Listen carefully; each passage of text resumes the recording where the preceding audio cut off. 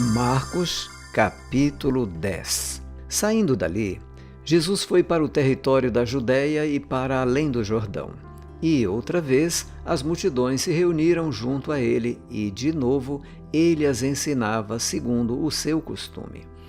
E, aproximando-se alguns fariseus, o puseram à prova, perguntando: é lícito ao marido repudiar a sua mulher? Jesus respondeu: o que foi que Moisés ordenou a vocês? Eles disseram: Moisés permitiu escrever uma carta de divórcio e repudiar. Mas Jesus lhes disse: foi por causa da dureza do coração de vocês que Moisés deixou escrito esse mandamento. Porém, desde o princípio da criação, Deus os fez homem e mulher. Por isso, o homem deixará o seu pai e a sua mãe e se unirá à sua mulher, tornando-se os dois uma só carne. De modo que já não são mais dois, porém uma só carne. Portanto, que ninguém separe o que Deus ajuntou. Em casa, os discípulos voltaram a fazer perguntas sobre esse assunto. E Jesus lhes disse: quem repudiar a sua mulher e casar com outra, comete adultério contra aquela. E se ela repudiar o seu marido e casar com outro, comete adultério. Então trouxeram algumas crianças a Jesus para que as abençoasse, mas os discípulos os repreendiam. Jesus, porém, vendo isto, indignou-se e disse-lhes: deixem que os pequeninos venham a mim, não os impeçam, porque dos tais é o reino de Deus. Em verdade lhes digo, quem não receber o reino de Deus como uma criança, de maneira nenhuma entrará nele. Então, tomando as crianças nos braços e impondo-lhes as mãos, as abençoava.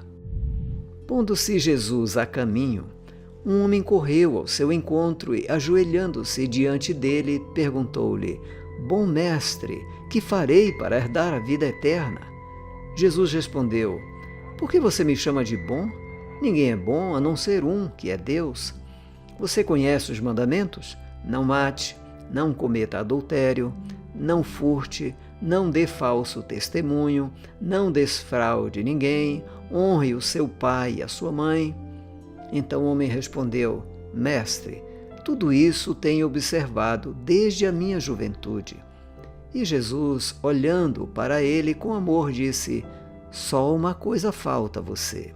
Vá, venda tudo o que tem, dê o dinheiro aos pobres e você terá um tesouro no céu. Depois venha e siga-me. Ele, porém, contrariado com esta palavra, retirou-se triste, porque era dono de muitas propriedades. Então Jesus, olhando ao redor, disse aos seus discípulos: como é difícil para os que têm riquezas entrar no reino de Deus. Os discípulos estranharam estas palavras, mas Jesus insistiu em dizer-lhes: filhos, como é difícil entrar no reino de Deus. É mais fácil um camelo passar pelo fundo de uma agulha do que um rico entrar no reino de Deus. Eles ficaram muito admirados, dizendo entre si: sendo assim, quem pode ser salvo?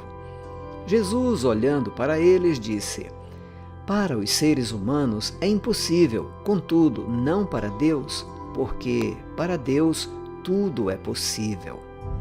Então Pedro começou a dizer-lhe: eis que nós deixamos tudo e seguimos o Senhor. Jesus respondeu: em verdade lhes digo que não há ninguém que tenha deixado casa, irmãos, irmãs, mãe, pai, filhos ou campos por minha causa e por causa do Evangelho, que não receba, já no presente, 100 vezes mais casas, irmãos, irmãs, mães, filhos e campos com perseguições. E no mundo por vir receberá a vida eterna. Porém, muitos primeiros serão últimos, e os últimos serão primeiros. Estavam a caminho, subindo para Jerusalém, e Jesus ia adiante dos seus discípulos. Estes se admiravam e o seguiam, tomados de apreensões. E Jesus, chamando outra vez os 12 para um lado, começou a revelar-lhes as coisas que deviam acontecer com ele, dizendo: Eis que subimos para Jerusalém, e o Filho do Homem será entregue aos principais sacerdotes e aos escribas. Eles vão condená-lo à morte e entregá-lo aos gentios. Vão zombar dele, cuspir nele, açoitá-lo e matá-lo, mas depois de 3 dias ressuscitará. Então se aproximaram dele Tiago e João, filhos de Zebedeu, dizendo: Mestre, queremos que o Senhor nos conceda o que vamos pedir. E Jesus lhes perguntou: O que querem que eu lhes faça? Eles responderam: Permite-nos, na sua glória, nos assentemos um à sua direita e o outro à sua esquerda. Mas Jesus lhes disse: Vocês não sabem o que estão pedindo. Será que podem beber o cálice que eu bebo ou receber o batismo com que eu sou batizado? Eles responderam: Podemos. Então Jesus lhes disse: Vocês beberão o cálice que eu bebo e receberão o batismo com que eu sou batizado. Quanto a sentar à minha direita ou à minha esquerda, não me compete concedê-lo, pois é para aqueles a quem está preparado. Quando os outros 10 discípulos ouviram isso, começaram a ficar indignados com Tiago e João.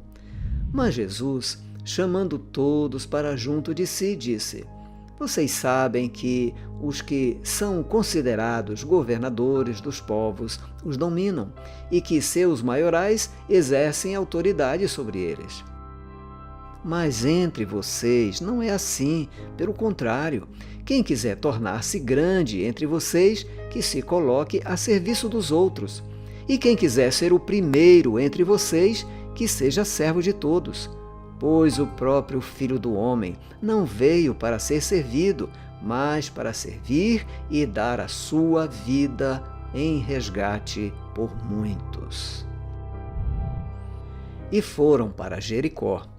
Quando Jesus saía de Jericó, juntamente com os discípulos e numerosa multidão, Bartimeu, um cego mendigo, filho de Timeu, estava sentado à beira do caminho. E ouvindo que era Jesus, o Nazareno, começou a gritar: Jesus, filho de Davi, tem compaixão de mim! E muitos o repreendiam para que se calasse. Mas ele gritava cada vez mais: Filho de Davi, tem compaixão de mim! Jesus parou e disse: Chamem o cego. Chamaram então o cego, dizendo-lhe: Coragem, levante-se, porque ele está chamando você. Atirando a capa para o lado, o cego levantou-se de um salto e foi até onde estava Jesus, que lhe perguntou: O que você quer que eu lhe faça? O cego respondeu: Mestre, que eu possa ver de novo. Então Jesus lhe disse: Vá, a sua fé salvou você. E imediatamente passou a ver e foi seguindo Jesus estrada fora.